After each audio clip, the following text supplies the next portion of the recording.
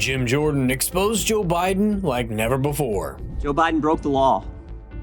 But because he's a forgetful old man who would appear sympathetic to a jury, Mr. Hur chose not to bring charges. During a House hearing, Jim showed how Biden directly contradicted his own testimony to special counsel Hur on mishandled classified documents, and even played a series of clips to prove it. So we're going to play a short video because there's things in this press conference that the President of the United States says that are directly contradicted by what you found in your report. And today, we're covering it all. By the way, we just launched this channel, and we'll focus solely on debates. So if you believe the truth isn't partisan, hit that subscribe button, and let's kick things off with Biden's press conference.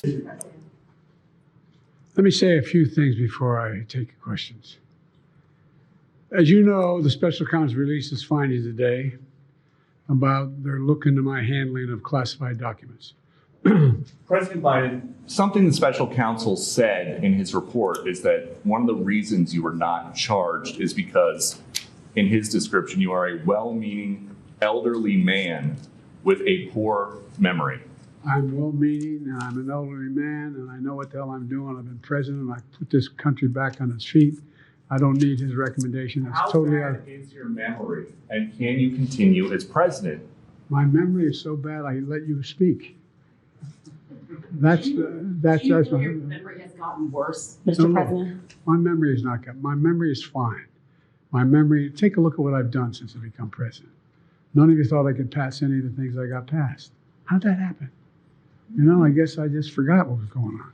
Mr. President. We'll get to what the actual report said in a moment, but first, it's worth remembering why Biden and Democrats were furious with special counsel Hur, even though he chose not to bring charges over mishandling classified documents. You see, this was Biden's first press conference in 3 months, and Axios reported the White House had a full damage control plan defending his fitness for office, especially since the report mentioned that during interviews, Biden couldn't recall the year his son Beau had died from a brain tumor. Combined with several other memory lapses, Hur decided not to charge him, concluding the former president would likely present himself to the jury as a sympathetic, well-meaning elderly man with a poor memory. But Joe used the opportunity to put the blame entirely on his staff, saying this. But do you take responsibility for at least being careless with classified material?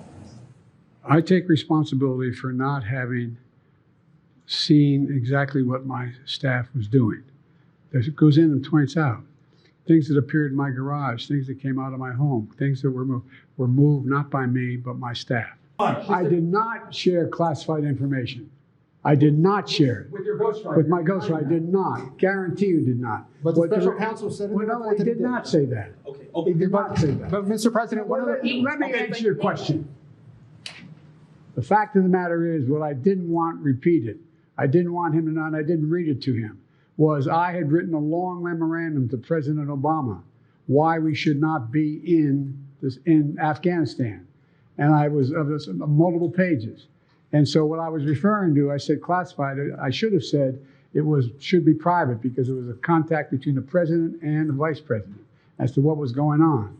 That's what he was referring to. It was not classified information in that document. Don't you just hate it when random boxes just magically show up in your garage? If you look at Hur's report, he explicitly states President Biden willfully retained and disclosed classified materials after his vice presidency, which included marked, classified documents about military and foreign policy in Afghanistan, in addition to notebooks containing his handwritten entries about issues of national security and foreign policy implicating sensitive intelligence sources and methods. It also goes to mention that he disclosed national defense information to his ghostwriter by reading aloud certain classified notebook passages to the ghostwriter nearly verbatim on at least 3 occasions. Investigators knew this because the ghostwriter had those conversations recorded, which he deleted, but the FBI managed to recover those files. So this wasn't speculation or hearsay. It was well documented. That's exactly why Jim Jordan wasn't about to let Biden's excuses slide, and needless to say, he didn't hold back. Robert Hur was appointed special counsel on January 12th,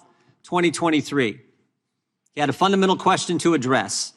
Did Joe Biden unlawfully retain classified information? The answer, yes, he did. Page 1 of Mr. Herr's report, he says this: our investigation uncovered evidence that President Biden willfully retained and disclosed classified materials after his vice presidency when he was a private citizen. He further writes, Mr. Biden willfully retained marked classified documents about Afghanistan and handwritten notes in his notebooks, which he stored in unsecure places in his home. Joe Biden kept classified information, and Joe Biden failed to store classified information properly. Mr. Herr made these determinations after interviewing 147 witnesses. He examined 7 million documents, including emails, text messages, photographs, videos, toll records, and other materials from both classified and unclassified sources. It's worth pointing out just how fast and efficient was with the investigation. As Jim noted, he was appointed in January 2023, and just 13 months later, the full report was released. That's quick by Washington standards. The cost matters too, since the entire probe ran about $6.4 million, which is nothing compared to the tens of millions poured into years-long Trump investigations. Another thing that stood out is that both sides of the aisle attacked him during this hearing, where Democrats accused him of including gratuitous language about Biden's mental acuity, while Republicans slammed his decision not to bring criminal charges. Jim then laid out why declining to prosecute creates serious problems moving forward, and he made some valid points. But there's more. Joe Biden not only kept information he wasn't allowed to keep, and he not only failed to secure that information properly, he also shared it with people who weren't allowed to see it. Shared that information with his ghostwriter. And remember, this is information that only individuals with a security clearance are supposed to see. Mr. Herr told us on page 200 of his report that it's the kind of information that, quote, risk serious damage to America's national security. But even with all that, Mr. Herr chose not to bring charges because, quote, Mr. Biden would likely present himself to a jury, as he did in our interview of him, as a sympathetic, well-meaning, elderly man with a poor memory. A forgetful old man who Mr. Herr said did not remember when he was vice president, forgetting on the first day of the interview when his term ended, and forgetting on the second day of the interview when his term as vice president began. Given everything that we now know about the second half of Biden's presidency, it's hard to understand why the DOJ hasn't moved to hold his senior aides accountable. Even Democrats effectively admitted something was wrong when they pushed Joe aside as the 2024 nominee. At this point, it was well established that Biden wasn't fully in control, and major decisions were being handled behind the scenes. The report was the first official document to put that reality to paper. It opened the door to questions about who was actually running the country, and we've seen zero accountability so far. Let me know in the comments your thoughts on the story. Don't forget to like and subscribe, and remember, keep thinking.